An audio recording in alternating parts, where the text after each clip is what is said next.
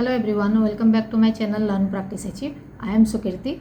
I am an educator and today we will discuss questions of chapter number 3 that is pair of linear equations in two variables.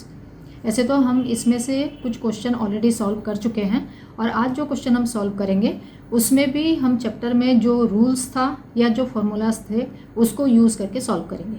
So let's start the next question. Question number 7 given है. Draw the graph of the equations x minus y plus 1 is equal to 0 and 3x plus 2y minus 12 is equal to 0. Determine the coordinates of the vertices of the triangle formed by these lines and the x-axis and shade the triangular region. यहाँ पे दो equations given है. ठीक है. सो ये equation से हम क्या करेंगे, x और y का वैल्यू फाइंड आउट करेंगे. उसके बाद उसको ग्राफ में रिप्रेजेंट करेंगे. ग्राफ में जब रिप्रेजेंट करेंगे क्या होगा, वो दोनों लाइन इंटरसेक्टिंग लाइन होगा एज वेल एज वो इंटरसेक्ट करेगा एक्स एक्सिस को. सो it will form A triangle. Triangle जो फॉर्म होगा, ट्राइंगल का कोऑर्डिनेट पॉइंट्स होंगे और जो ट्राइंगुलर रीजन होगा वो ट्राइंगुलर रीजन को भी हमें शेड करना है. ठीक है. तो पहले इक्वेशन से ले लेते हैं, उसमें से वैल्यू फाइंड आउट करके पहले ग्राफ में रिप्रेजेंट करते हैं, फिर शेडिंग करेंगे. Okay. So the first equation given is x minus y is equal to 0. तो इसमें से पहले हम क्या करेंगे, x या y का वैल्यू लेते हैं. इन द सेम वे जो सेकंड इक्वेशन हमारा गिवन है, सेकंड इक्वेशन में से भी x और y का वैल्यू फाइंड आउट करेंगे. So if x minus y plus 1 is equal to 0 तो x का वैल्यू हो गया y माइनस 1. ठीक है. तो यहाँ पे जब हम x का वैल्यू फाइंड आउट करेंगे क्या हो जाएगा, 12 माइनस 2y अपॉन 3 हो जाएगा. ठीक है. अभी इसमें से हम y का वैल्यू लिख के उसमें से x का वैल्यू फाइंड आउट करेंगे. ठीक है. और यहाँ पे भी y का वैल्यू पुट करके x का वैल्यू फाइंड आउट करेंगे. तो जब टेबल में हम इसको रिप्रेजेंट करेंगे, if we will take the value for y, उसमें से 1 माइनस करेंगे तो x का वैल्यू आ जाएगा. ठीक है. तो y का वैल्यू अगर हम 1 लेते हैं तो x का वैल्यू कितना हो गया, 0. y का वैल्यू 2 लेंगे तो x का वैल्यू आ गया 1. y का वैल्यू हमने 3 लिया तो x का वैल्यू आ गया 2. ठीक है. छोटे छोटे वैल्यूज़ लिया है ताकि ग्राफ में रिप्रेजेंट करने में हमें ईजी हो जाए. In the same way we will take the value of y here also. और एक टेबल ले लेते हैं. अभी y का वैल्यू अगर हम 0 लेते हैं तो x का वैल्यू हो गया 4, क्योंकि ये वाला पोर्शन 0 हो गया. तो 12 divided by 3 is equal to 4. y का वैल्यू हमने 3 ले लिया तो 2 इंटू 3 6 हो गया. तो 12 minus 6 divided by 3 is equal to 2. और y का वैल्यू अगर हम 6 लेते हैं तो 12 माइनस 12 0 हो गया. 0 divided by 3 is equal to 0. तो दो टेबल हमारे पास आ गए with the value of x and y. अभी हम क्या करेंगे, ये x और y का वैल्यू को हम ग्राफ पेपर में शो करेंगे. ठीक है. तो ग्राफ पेपर ले लेते हैं. ग्राफ पेपर में हमने 2 डिफरेंस में x और y एक्सिस में ले लिया है वैल्यू. ये वाला हो गया x, ये x डैश, देन ये y और ये हो गया y डैश और सेंटर हो गया ओरिजिन पॉइंट O. ठीक है. अब ये सोल्यूशन को हम रिप्रेजेंट करेंगे ग्राफ पेपर में. उससे पहले हम दोनों टेबल लिख लेते हैं. टेबल में जो वैल्यू है वो वैल्यू को हम दिखाएंगे ग्राफ पेपर में और उसके बाद लाइन ड्रॉ करके देखेंगे वो इंटरसेक्टिंग हो रहा है या नहीं हो रहा. ठीक है.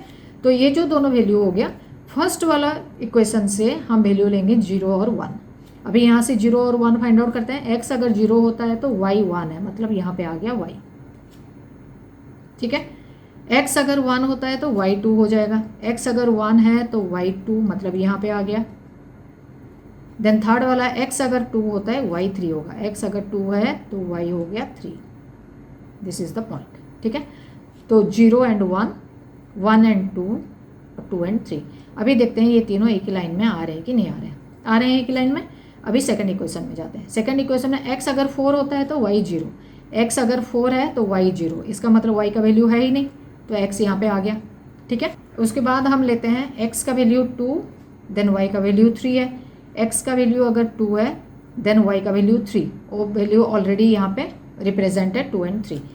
x का वैल्यू अगर 0 है, y का वैल्यू 6 है. x का वैल्यू 0 है तो y का वैल्यू 6 है, मतलब यहाँ पे आ गया. ठीक है. अभी ये तीनों का कोऑर्डिनेट पॉइंट्स लिख लेते हैं. 4 एंड 0, 2 एंड 3 ऑलरेडी गिवन है और लास्ट वाला है 0 एंड 6. देखते हैं ये एक ही लाइन में आ रहे हैं या नहीं आ रहे. तीनों एक ही लाइन में आ गए. अभी अगर आप देखोगे तो ये यहाँ पे एक ट्रायंगुलर रीजन बन रहा है जो कि एक्स एक्सिस के साथ. जो ट्रायंगल बना है उसका सबसे ऊपर वाला जो कोऑर्डिनेट पॉइंट है वो है 2 एंड 3. इधर राइट हैंड साइड वाला जो कोऑर्डिनेट पॉइंट है एक्स एक्सिस के साथ वो 4 एंड 0 है. जो लेफ्ट हैंड साइड वाला कोऑर्डिनेट पॉइंट है ये वाला है -1, ठीक है, और y एक्सिस है नहीं तो -1 एंड 0, ठीक है। तो ये ट्राइंगल बन गया। ट्राइंगल बनने के बाद ये ट्राइंगुलर रीजन को हमें शेड करना है। So now shade this triangular region, ठीक है। तो कोऑर्डिनेट पॉइंट्स क्या क्या हो गया, दोबारा देखते हैं। The lines are intersecting each other at 3 points. 3 points में लाइन इंटरसेक्ट कर रहे हैं, so it will make a triangle. और जो ट्राइंगल बना वो ट्राइंगल का जो कोऑर्डिनेट पॉइंट्स है 3 वर्टिसेस है, ठीक है। 3 वर्टिसेस का 3 कोऑर्डिनेट पॉइंट्स होंगे। 1 is 2 and 3, second one is -1 and 0 and third one is 4 and 0। ये 2 and 3 ये वाला हो गया, ठीक है।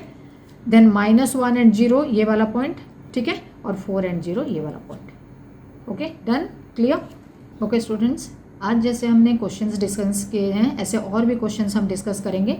लेकिन जब भी आप कोई भी क्वेश्चन को ग्राफ में रिप्रेजेंट करते हो हमेशा ध्यान में ये रखो कि वैल्यूज़ जो लेते हो वैल्यूज़ हमेशा छोटा ही लेना है, क्योंकि उसमें आपको ग्राफ में रिप्रेजेंट करने के लिए आसानी रहेगा, ठीक है। नेक्स्ट, जब भी हम कोई क्वेश्चन प्रैक्टिस करते हैं तो उसको बार बार आप प्रैक्टिस करो ताकि वो चीज़ आपको ईजिली रिमेंबर हो जाए। And to get more, subscribe to my channel and don't forget to hit the bell icon to get my new upcoming videos. Thank you for watching.